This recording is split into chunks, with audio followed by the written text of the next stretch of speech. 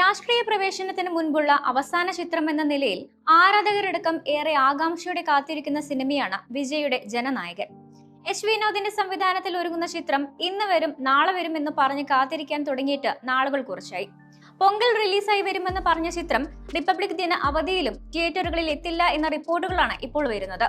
മദ്രാസ് ഹൈക്കോടതിയുടെ വിധി കാത്തിരിക്കുകയാണ് ജനനായകൻ എന്ന ചിത്രം. സെൻസർ സർട്ടിഫിക്കറ്റ് നൽകാതിരുന്നതോടെയാണ് പൊങ്കലിന് തിയേറ്ററുകളിൽ എത്താനിരുന്ന ജനനായകന് കോടതി കയറേണ്ട അവസ്ഥ വന്നത്.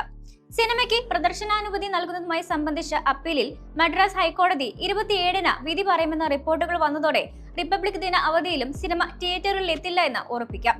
ഇതെല്ലാം ഒന്ന് ഒതുങ്ങി സിനിമ ഇനി എന്ന് തിയേറ്ററുകളിൽ എത്തുമെന്ന വിഷമത്തിലാണ് വിജയ് ആരാധകർ. ജനനായകന് UA സർട്ടിഫിക്കറ്റ് നൽകാൻ നേരത്തെ മദ്രാസ് ഹൈക്കോടതിയുടെ സിംഗിൾ ബെഞ്ച് വിധിച്ചിരുന്നുവെങ്കിലും പിന്നീട് ഡിവിഷൻ ബെഞ്ച് ഈ ഉത്തരവ് സ്റ്റേ ചെയ്യുകയും റിലീസ് താൽക്കാലികമായി തടയുകയുമായിരുന്നു. ഈ സമയത്ത് സിനിമയുടെ ബുക്കിംഗ് ഉൾപ്പെടെ ആരംഭിക്കുകയും ചെയ്തിരുന്നു. റിലീസ് താൽക്കാലികമായി തടഞ്ഞതോടെ ഈ ടിക്കറ്റുകളെല്ലാം റീഫണ്ട് ചെയ്യുകയായിരുന്നു.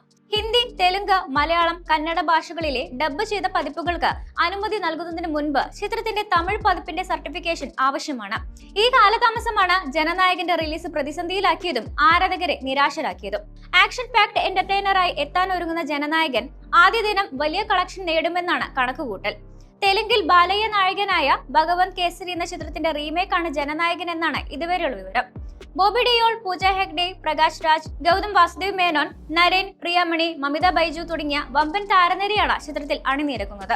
ഇൻഡസ്ട്രി ട്രാക്കർമാരായ മൂവീസ് തമിഴിന്റെ എക്സ് പേജിൽ നിന്നുള്ള സമീപകാല അപ്ഡേറ്റുകൾ സൂചിപ്പിക്കുന്നത് ജനനായകന്റെ മൊത്തം ബജറ്റ് ഏകദേശം 380 കോടിയാണെന്നാണ്.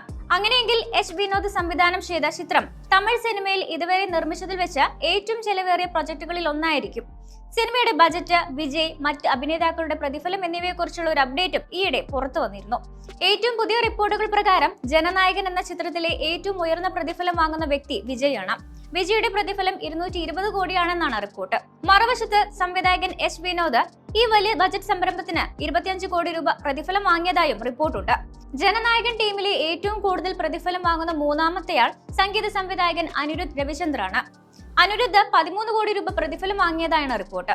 ബോളിവുഡ് നടൻ ബോബി ഡിയോൾ, നായിക പൂജ ഹെഗ്ഡെ എന്നിവർ ചിത്രത്തിന് 3 കോടി വീതം പ്രതിഫലം വാങ്ങിയിട്ടുണ്ട്. ജനനായകനിൽ ഒരു പ്രധാന വേഷം ചെയ്യുന്ന മമിത ബൈജു 60 ലക്ഷം രൂപ പ്രതിഫലം വാങ്ങിയതായാണ് റിപ്പോർട്ട്. ചിത്രത്തിലെ മറ്റ് താരനിര ആകെ 8.6 കോടി രൂപ പ്രതിഫലം വാങ്ങിയതായാണ് റിപ്പോർട്ടുകൾ. രാഷ്ട്രീയ പ്രവേശനത്തിലേക്ക് കടക്കുന്ന നടന്റെ അവസാന ചിത്രം കൂടിയായതിനാൽ ഇതുവരെയില്ലാത്ത പ്രതീക്ഷയിലാണ് ആരാധകർ.